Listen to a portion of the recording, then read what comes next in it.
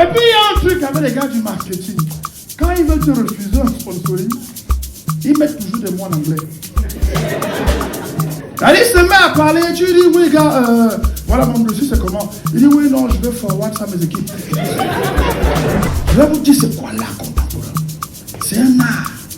Si on ne t'explique pas, tu ne peux pas comprendre. Alors la danse contemporaine c'est quoi? C'est une danse où on fait beaucoup de choses, sauf la danse. Et les blancs. Oh, alors c'est pas mal, franchement, l'expressivité du corps. Valérie Ndongo a failli créer l'incident diplomatique il y a quelques jours avec 3 pays, la France, le pays des gardes du marketing et un autre pays, celui des artistes contemporains. Oui Valérie, je te trahis mon frère.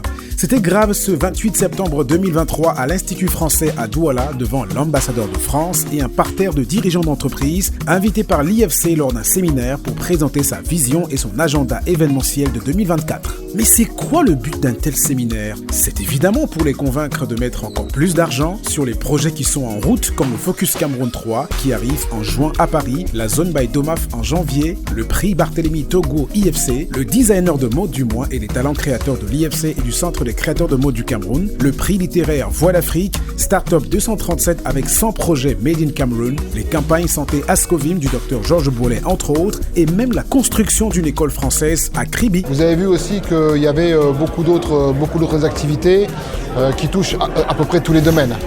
Donc je ne suis pas là pour vous dire quel est mon hit parade personnel, à part cette école de Kribi auquel je tiens beaucoup.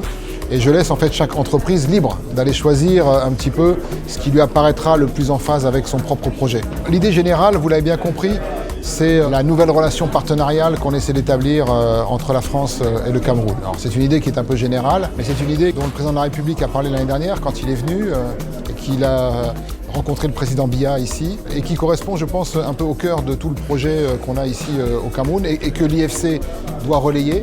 Comment faire en sorte de créer une nouvelle relation en fait, entre nos deux pays? Ça passe, je pense, par la culture, ça passe par la jeunesse, ça passe par le sport, ça passe par les activités culturelles et créatives, ça passe par l'entrepreneuriat. Bref, tous les piliers qui vous ont été présentés là, les 10 piliers de notre action, sont tous en réalité organisés autour de cette idée de renforcer ce nouveau partenariat entre la France et le Cameroun.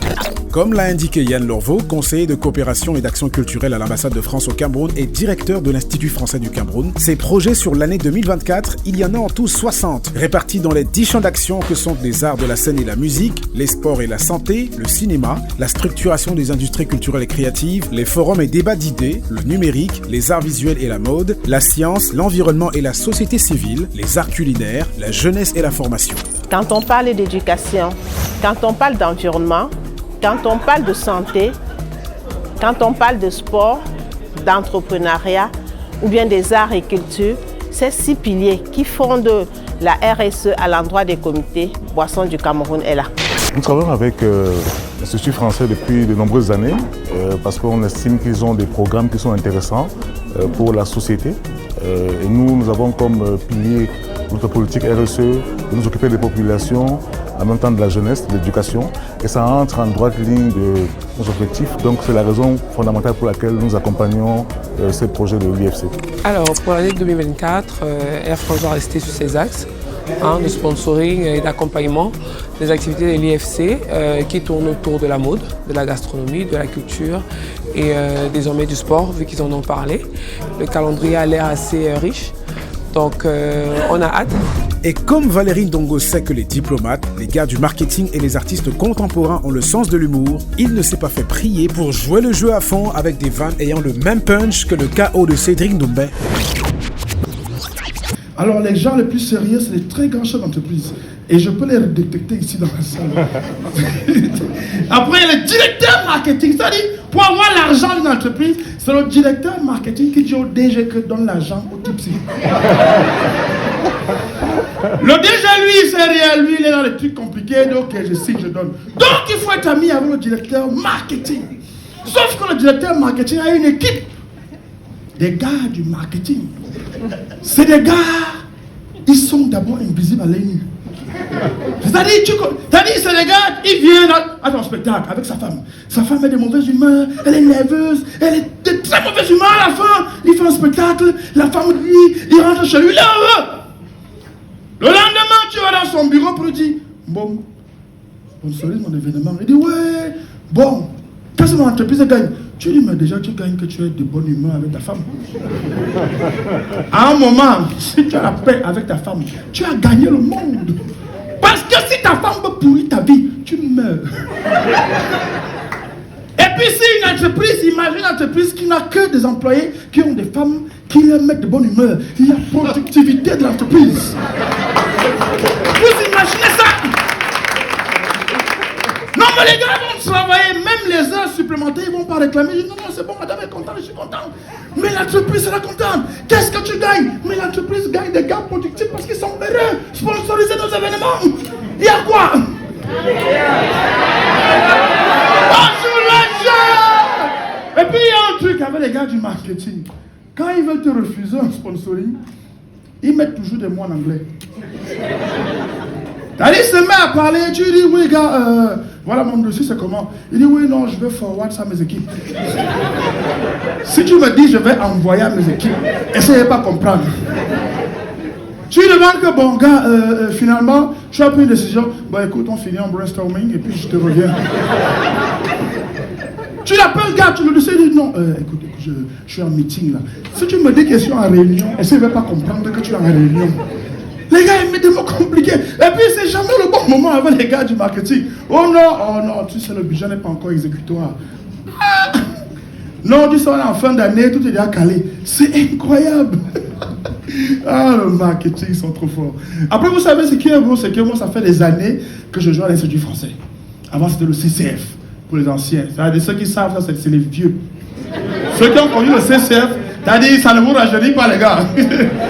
Il y a des CCF, il y a 4 qui sont au courant.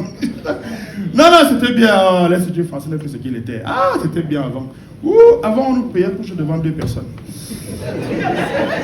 Il fut un temps, la France a eu l'argent à une époque. Hein? Non, tu as joué avec 2 personnes, il prend. Maintenant,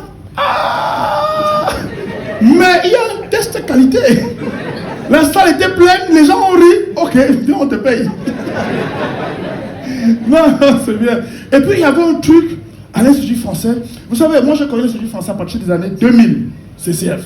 Ça ne me rajeunit pas, je sais. C'était les années 2000. On a connu le début de l'art contemporain.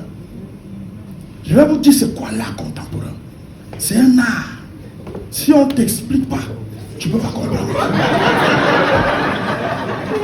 Même ceux qui font l'art là, tu sens dans son regard que lui-même il ne comprend pas. Mais il est dedans.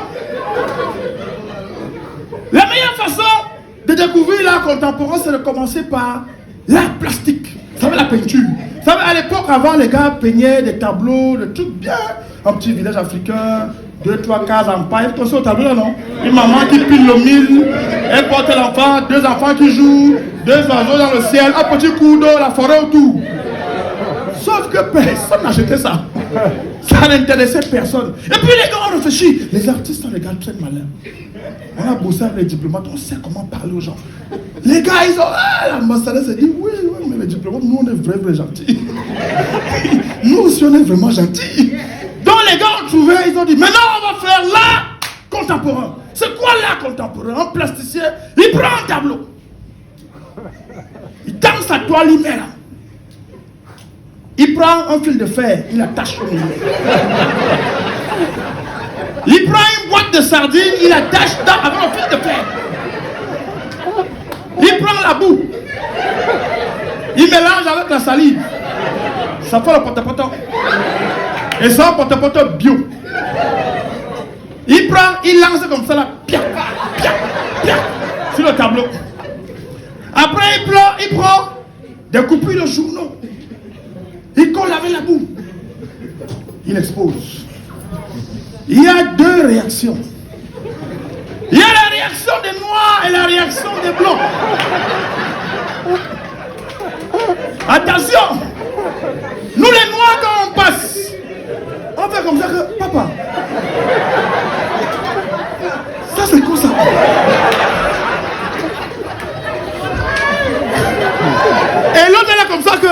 Gars, mon frère, moi je wonder.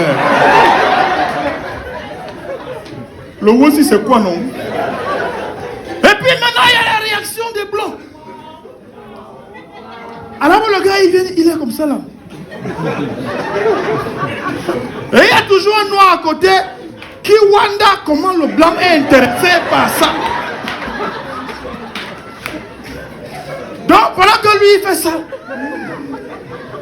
l'autre, il avait comme ça que... Massa, tu y as mon aussi.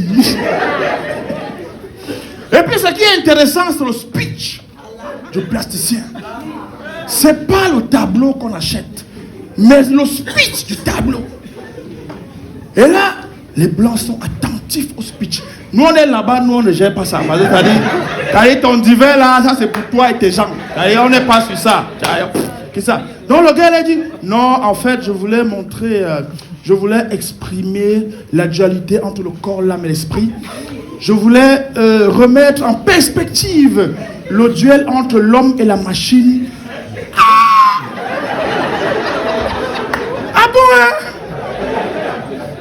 Massa! 2 millions de types blancs.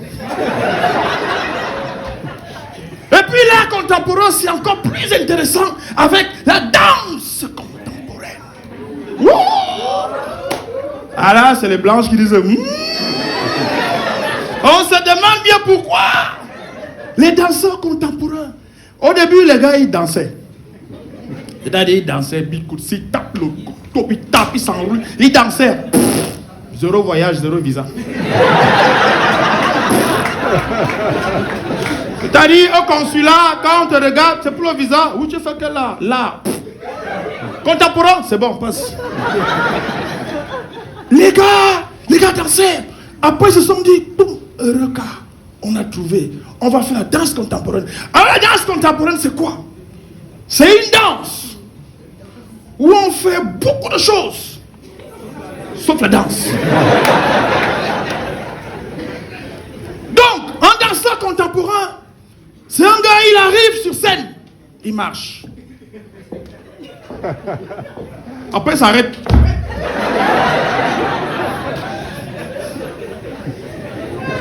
Après, il fait ça. Bon, nous dans la salle, ça dit que forcément c'est l'échauffement.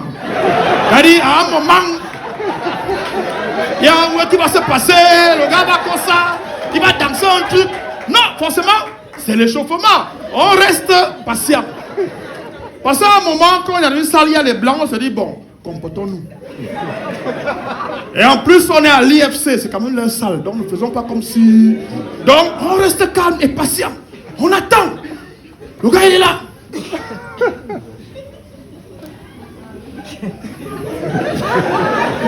Il trace, il fait une figure.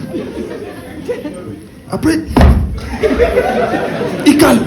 Après, au moment, il court, il revient, quoi. On se dit, bon. À un moment, il va bien falloir qu'il danse.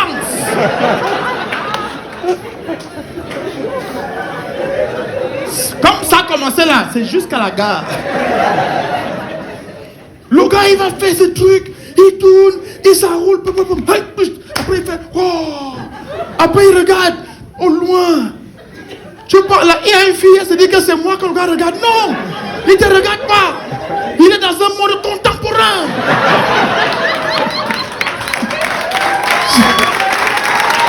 Merci. Le gars, il est loin. Le seul truc que nous tous on remarque, c'est que le gars a les abdos. C'est un truc que j'ai eu moi aussi, mais il y a longtemps. Je vous jure, il fut un temps, j'ai eu ça. Et là, je ne sais pas pourquoi ils aiment danser torse nu. Et ils mettent l'huile. Le gars, ils mettent l'huile sur lui, vraiment. Je me disais avant que c'est la sueur, c'est pas la sueur. Le gars, il met l'huile, les abdos brillent. Donc déjà, il nous énerve 2 fois. Première fois, il ne danse pas. La deuxième fois, il a les abdos. Avec l'huile sur les abdos.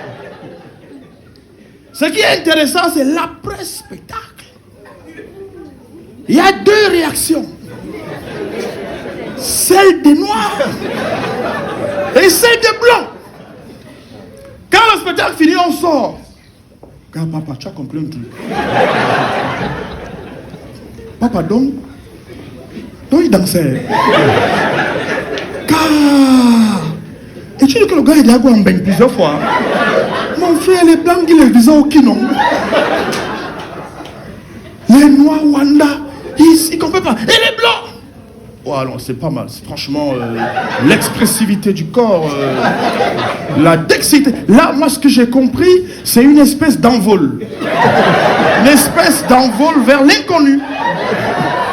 Et là, nous, on se dit, c'est vrai l'inconnu. Merci.